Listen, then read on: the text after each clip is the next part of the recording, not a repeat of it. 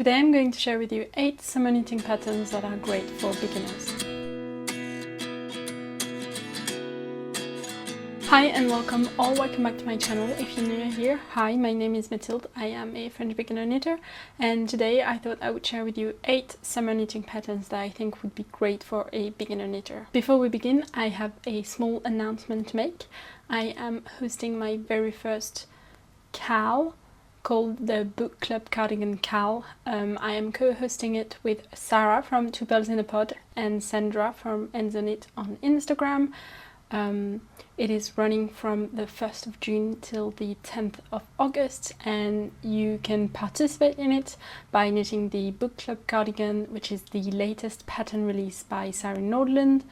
We all fell in love with the cardigan and wanted to knit it this summer, so we thought, why not create a KAL so that you can all join us. All of the information will be on the screen beside me, and if you want to know more about it as the days go on, do follow me on Instagram at Mathilde so that you can get all of the latest updates, and let me know if you want to join the group chat that we'll have during the knit along. We do have some prizes that will be won by a few participants, so make sure to follow along and participate if you want to knit this cardigan as well. If you don't have Instagram, do let me know in the comments down below so that I can think of another way for you to be able to participate. So let's get started and let's talk about summer knitting patterns. The reason why I wanted to make this video today is because a friend of mine came up to me, I want to say a month ago, and told me that she really wanted to learn to knit in order to make a summer garment.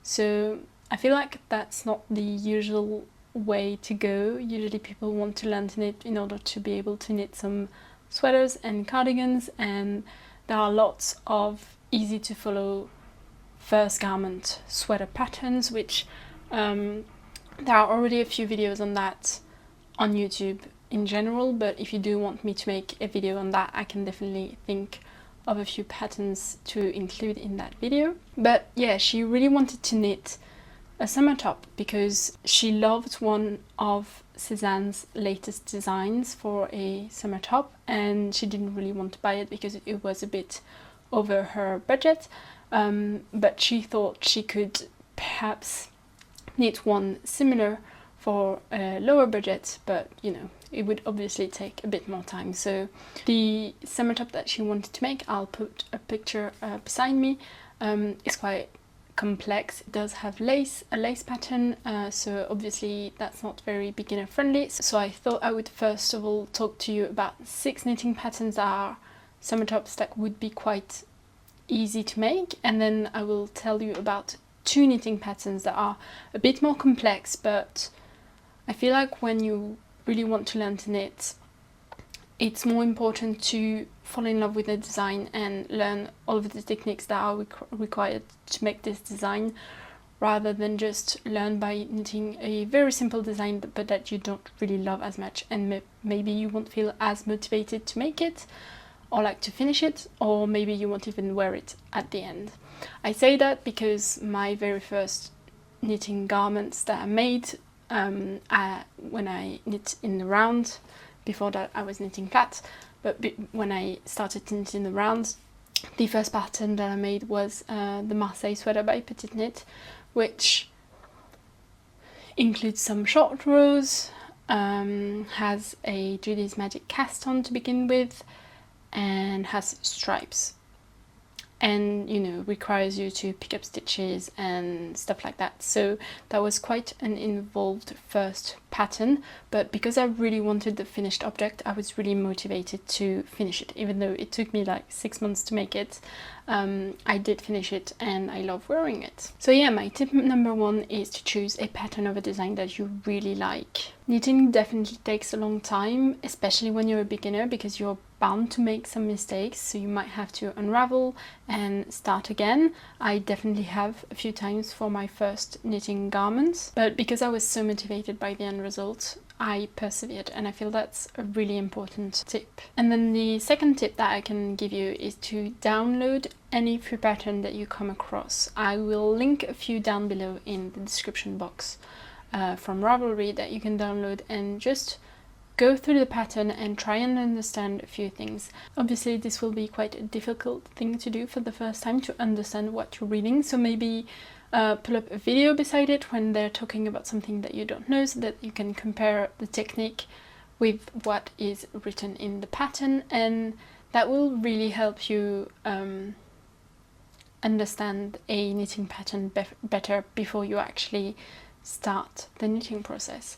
Even if you don't really love the design of the free knitting pattern, doing that might help you decide if you feel up to the task of actually knitting that first garment. So here are 8 knitting patterns that you might want to knit this summer and that might not be too complicated for you. I've not made any of these designs, I don't think. I do plan on making a couple of them myself, even though I'm no longer, I don't think, like as beginner as I could be. Yeah, so I can't really confirm that any of these patterns are as easy as I think they might be, but hopefully they are, and I think there's actually one free knitting pattern included in this list as well. So I've compiled all of this into 2 categories: 6 easy patterns that shouldn't require too many complicated techniques to learn, and then 2 patterns that are a bit more involved, but I feel like if you fall in love with those designs, it would just really make you feel more motivated or excited to knit them. So the very first pattern that I want to talk to you about is the Home Camisole by KAL. It is a top-down stockinette camisole that is worked flat and is or has some I-cord edging details around the neck and the armholes and the bottom of the body. It is meant to have from 0 to 5 centimeters of positive ease, so it is quite a close to skin garment. If you don't know what negative ease and positive ease are, it's basically how you're meant to wear the garment, and positive ease means you have more space around your body, and negative is that it's meant to be a bit more fitted and like closer to your skin. This camisole requires a DK weight yarn. The one that is suggested in the pattern is a Cardiff Cashmere Classic. The row gauge is 22 stitches by 32 rows to make a 10 by 10 centimeter square or a 4 by 4 inches. The gauge is really important for your first garment, so do make a swatch. Basically, a gauge is not only to ensure that the garment will have the size and positive is or negative is recommended, also to see how the yarn acts and if it's the fabric that you want it to end up is, especially if you're not using the yarn recommended by the pattern itself. It is knit using a 4mm or US 6 needle for the stockinette, and then a US 4 or 3.5mm needle for the edging. That means that it's quite a quick knit. The higher the number of the needle size is, the less time you're going to take to knit this. Unless you're, you know, as a beginner knitter, you'll obviously be a lot slower than intermediate or advanced knitters. So do take your time. It's not a race. Knitting is a slow craft. But it won't take you 4 months to finish this garment, which is kind of important when you're making your first garment. So my thoughts about the pattern is that it's a very basic design, but it's a staple in your wardrobe. I love that the straps are quite large in order to hide bra straps, and because it's worked flat, I don't think there should be any short rows to shape the back. So again, if you don't know what short row shaping is, it's basically when you create kind of a triangle in the back in order for it to be a bit more raised rather than the front, so that it sits better on your shoulders. If you don't exactly understand what I mean by that, you can look up German short row shaping or just short row shaping on YouTube or in the internet, and you'll probably have a better explanation than mine. I think for this pattern the most complicated technique would be the I-cord edge, but honestly this isn't too hard of a technique to learn, and there are loads of videos on YouTube to learn to make it. My personal recommendation for a knitting tutorial is to look at Kimi's videos. She's the one who makes all of the tutorials for Petit Knits patterns on YouTube, so I will link her channel below. She speaks in, I think, Danish in the videos, but she usually has English subtitles so that you can understand, and I feel like she explains really well, and there are loads of different tutorials on her channel, so definitely check her out. The next knitting pattern that I wanted to talk to you about is a staple, I feel like, in the knitting community, even though it was only released, I think, last year. This is the Tolsta Tee by Rebecca Clow, or the Crea Bear. It is available in both a DK weight and fingering weight garment, and there are 10 available sizes. The gauge is 17 stitches for 27 rows in stockinette stitch, and the needle size used is 4mm or US 6 for the fingering version, I think, and then 5mm US 8 for the DK weight version, I think. It's basically a very basic raglan t-shirt, but it can be modified to your wishes, so it's not only up to you, but it's even included in the patterns a few ideas of what you can make to modify it to your wishes. For example, if you want to have a bit more complexity, you can add some lace patterns in it, or you can add stripes. You can look up the Ravelry project pages to see everyone's way of modifying this pattern to be inspired if you want to do so, but otherwise it's still a fairly simple design. I think it may include some short rows, so that might be the complex thing about it. And then you should know how to make increases, because to shape the raglan you have to learn how to make increases. But I feel like this is such a popular pattern for a good reason. I love that you can choose if you want to knit it in a DK weight or fingering weight. Fingering is quite smaller than DK weight, so it will take you a bit longer, but you do have the option to do either or both. I know that a lot of people have made multiple Tolstas. Rebecca herself has made, I think, at least 10 different versions. And yeah, I just think that it's a great design, and it's a very simple t-shirt that you can make to learn how to knit. The next pattern is the retro button top by Witre design. This is a top that is worked back and forth, so knitted flat and bottom up, and it's got quite a cropped fit and is meant to have 0 to 5 centimeters of negative ease. So that's the one where it's supposed to be closer to your body rather than more oversized. I love this design because it's the weight recommended, the yarn recommended is a worsted weight, so that is quite a bit chunkier than a DK weight, so it should take you even less time to knit. For this pattern, the gauge is 20 stitches to 23 rows, and the needle size recommended is US 4 or 3.5mm needles, and US 6 4mm needles. I love this button-up tank. I feel like it feels very put together and sort of whimsical. I think it would be such a great piece for multiple different occasions, like going on a picnic with friends or a date, or even, I feel, to go to work. I wouldn't mind wearing something like that. And yeah, I really love the 1x1 rib, I think, details around the collar, I guess, the armholes and the bottom of the body. And maybe the most complicated thing for this would be obviously decreases, I think, because it's knit bottom up, and then also to knit a buttonhole. But this is not a complex thing at all, it's just another technique to learn. But for a summer top garment, I feel like it's still a fairly easy garment to make. Let's go back to another knitting pattern, and this one is the Little Black Tee by Tayler, Earl. This is a design available in 9 sizes and is supposed to be knit with a DK weight yarn. The gauge is 20 stitches for 28 rows, and it is supposed to be knit with 4mm needles, US 6, and 2.75mm or US 2 for the edging.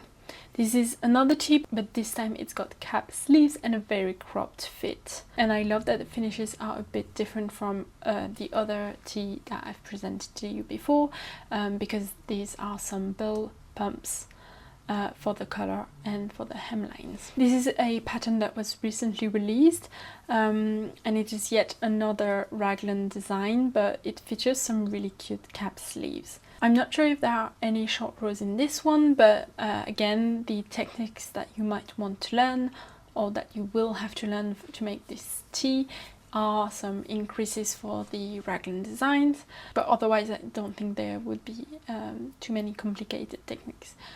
I feel like if you're not even sure how to make short rows, you could probably forego them and just make the design as you want. It would make for a design that is a bit less comfortable to wear, because the back and the front will be at the same point, and that might be a bit less comfortable around the shoulders because we're not used to wearing t-shirts like that. But it could definitely be an option if you're too scared to make any short rows. It's the little black tee, so I feel like it's the perfect staple to have in your wardrobe. The next pattern is a free design called I'm gonna try to pronounce this, the Hven top by Maria Bergman. This is a pattern available in 8 sizes, knit in a DK weight yarn. The gauge is 19 stitches for 29 rows, and it is meant to be knit with a 4mm or US 6 needle and a 2.5mm, so US 1.5 needle for the edges. There's not a lot of description of this pattern on Ravelry, but because this is a free design, you can download it and go through it before you actually start to knit it, which is always nice. This is a bat sleeved, I would say, tee with a really unique shoulder detail, which I feel is really pretty, and it also features a split hem at the bottom. There's no short row shaping, so that in that way it could be fairly straightforward. However, since this is a free pattern, maybe it might lack a few details or description that you might need as a beginner knitter, but at least you can read through the pattern before deciding if you want to actually knit it or not.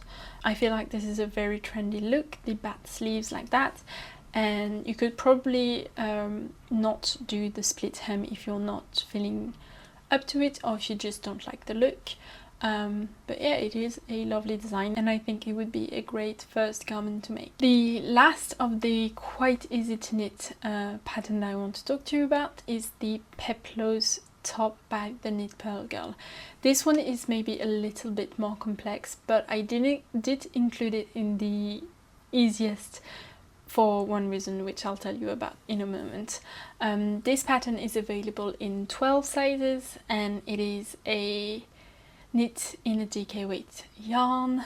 The row gauge is 21 stitches per 27 rows, and the needle size recommended is 4.5mm US 7 or a 3.5mm US 4 needle for the edges. So this is I think this is the largest needle size we've had, so this should be fairly quick. And yeah, this is a bra-friendly camisole because of the wide straps, with optional waist shaping and a peplum at the bottom. So obviously we all love a summer top that has quite thick bra straps to hide your bra, but I especially love the shape of this one. I think the peplum at the bottom just gives off such a feminine vibe, but what I love about this pattern is that it includes the option not to make the peplum, so you have the option to make this top just as a straight camisole, which I feel like if you're a bit too scared to learn the techniques that are required to make the peplum, that is a great alternative. You can just knit it straight, and then once you feel a bit more up to it, maybe after you finish that first one, you can learn the techniques to make the peplum for a second one. Honestly, just the amount of description in the Ravelry page just tells me how much detail this pattern must be. I've had a few of Sophie or the Knit Pearl Girls design in my library. I've just not had time yet to cast on anything by her, but I would love to. But I know that her patterns are very detailed and clear to follow. So this particular design requires you to know how to pick up stitches, which can be a bit difficult, but it's fairly usual to have to learn how to do, and to do an I-cord. But other than that, the short rows are optional. And if you're too scared of making the peplum, as I've said, you don't have to. So now that we've talked about some easy summer knitting patterns, I thought I would include 2 knitting patterns that are quite a bit more complex, but I feel that they're just such a pretty design that if you're really motivated to make them, you can do it. The first one is the Concha. I don't think it's got like a Concha Tee or something, it's just the Concha by Caledonia Dreamin. This is a pattern that is available in 9 sizes and it's supposed to be knit with a worsted weight yarn. The yarn recommended is Lino by Lang Yarns. The row gauge is 20 stitches per 36 rows and it is supposed to be knit with a 4mm or US 6 needle. This is a bottom-up top knitted with a minimalist pattern that creates a vertical line to add texture. It features a square neckline at the front and a rounded neckline at the back.